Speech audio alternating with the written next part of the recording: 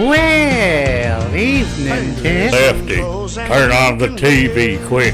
Old Rawhides on Channel 1988. Oh, great. Here's the remote.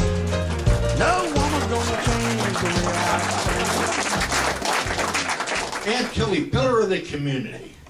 She still belongs to the town band. She plays the French horn in the town band. And she's away an awful lot, either practicing or doing shows. And I'm away an awful lot doing this here sort of stuff. My older brother Blue has never been married, and he still runs a farm. And he gets kind of lonely out there all by himself. So what he decides to do is start a petting zoo.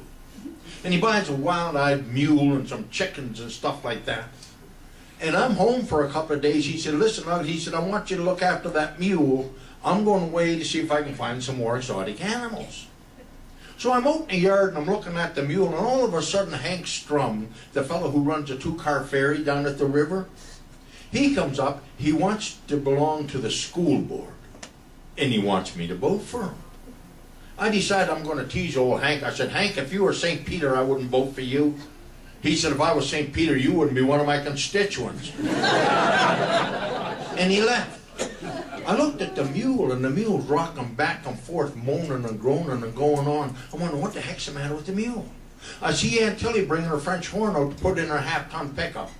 I said, Aunt Tilly, I said, what's the matter with that mule?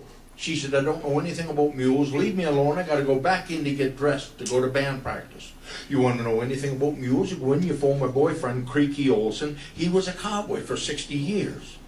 I went running in the house. I phoned up Creaky. It's a Creaky. I said, the mule's outside rocking back and forth, moaning and groaning and going on. What the heck's the matter with him? He said, he sounds like he got gas. I said, what am I supposed to do about that? He said, what you do? He said, you get some milk, salsa, ribs, and salts, put it in some soda water, slosh it all around, pour it in the mule. Well, I went outside, I got the elk sauce, rib salt, put it in the soda water, sloshed all around, poured it in the mule. After a few minutes, the mule laid down in the corral, and it's moaning and groaning and going on even more.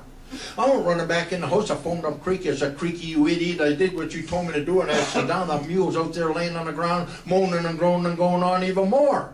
He said, tell me exactly what you've done. I said, I went outside, I got the elk sauce, rib sauce, put it in the soda water, sauced all around, lifted the mule's head and poured it down his throat. He said, wrong end. He said, you got to put it in the other end. I went outside, I moved the mule's tail, looked at its other end. I don't run back in, phoned up Creaky. It's a Creaky. I said, how am I supposed to pour that stuff in a horizontal hole? He said, well, you're going to have to get a funnel and a hose. Well, I went outside, I'm looking for a funnel and a hose. I can't find a funnel and a hose. I'm just about to give up, and I ran past Aunt Tilly's half-ton pickup. There in the front seat was the answer to my prayer. Her French horn.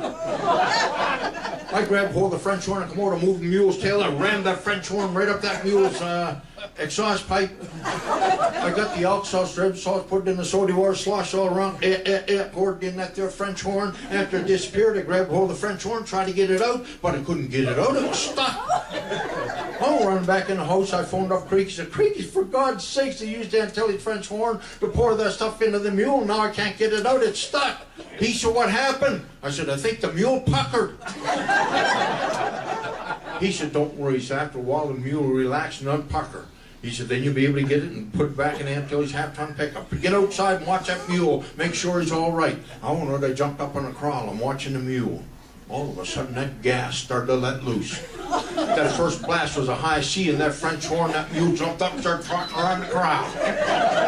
Next blast was a B flat, and the mule cleared the fence and started heading for the river. Old Hank Strum's down there in his ferry. He got a deal with the milk truck driver. The milk truck driver wants to go across the river. He'll blow in his air horn. He heard that mule blasting on that French horn. He thought it was a milk truck driver. He started pulling his ferry across the river. He got about halfway across, and the real milk truck driver blew in his air horn.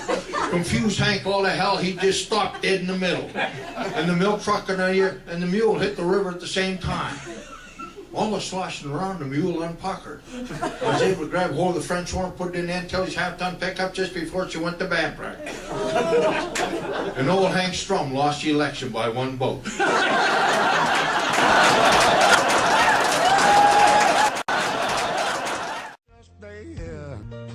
Man, I love that Aunt Tilly routine.